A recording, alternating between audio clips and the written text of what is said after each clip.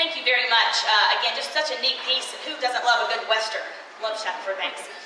We've got one more selection to play for you just with the 7th and 8th grade band before our big finale. I will say that this was probably our students' favorite piece to perform, and I can also tell you, excuse me, I'm all out of breath after that.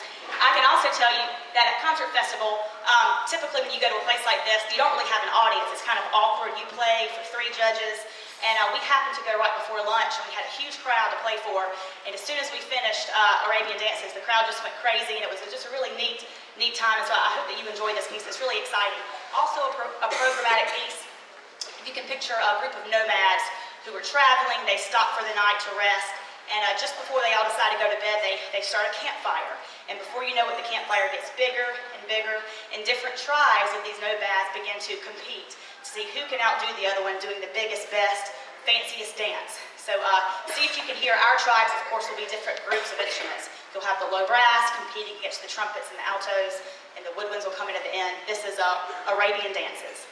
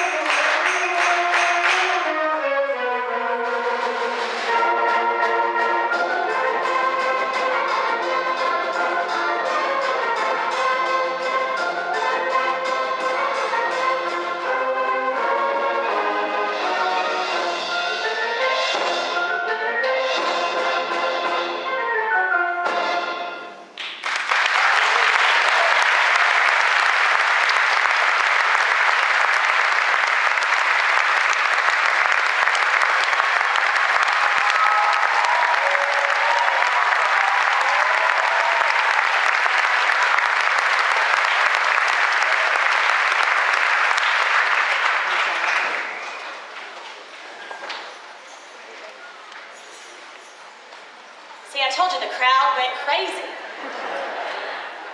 As our chorus folks come back on stage, I want to introduce one very special group of people. What we do would not be possible without the student leadership that we have in these two groups. I tell people all the time that one of the most difficult things about teaching music in middle school is trying to lure kids in at the beginning and kind of hold on to them. Once they get in, they never want to get out. But there's so many other activities that people can do that take less time and less effort and less money. It's hard to convince an 11-year-old, come be in the band, come be in the chorus. And because it's hard as an adult to get that message across sometimes, we rely so much on our students. When you see a group of people who work hard and get results, you want to be a part of that group. Everybody wants to be a part of a winning team.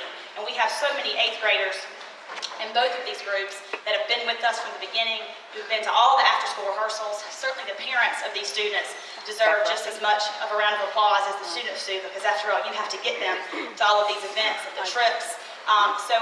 If all of our 8th graders in the band would certainly stand, chorus folks, I know you're walking on, if 8th grade chorus folks, if you'll just kind of wave to us, all 8th graders, please stand to be recognized for your hard work.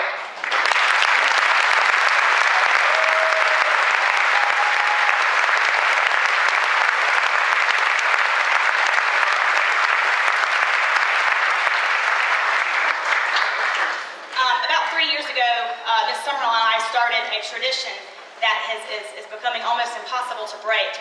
If you're going to have a concert that has the band and the chorus, well, you might as well have a piece that features both of those. The problem is finding music that'll suit a group. Sometimes it's either the band parts are too hard, the chorus parts are too easy, and we're very fortunate to have Dr. Jerry Gatch, who's one of the band directors here at Lexington High School, has been so gracious over the last several years to arrange music for the Pleasant Hill chorus and band. And tonight we're going to try a new piece for you. Several years ago, I think about 10 or 11 years ago, a movie from DreamWorks came out called The Prince of Egypt. And there was a song at the end called When You Believe. It actually featured Mariah Carey and Whitney Houston. So you can imagine this is a big, powerful piece with those two ladies behind the mic. And one of the phrases that you're going to hear over and over and over in this piece, who knows what miracles you can achieve? When you believe, somehow you will when you believe. This is When You Believe from The Prince of Egypt. Thanks so much for coming out tonight, guys.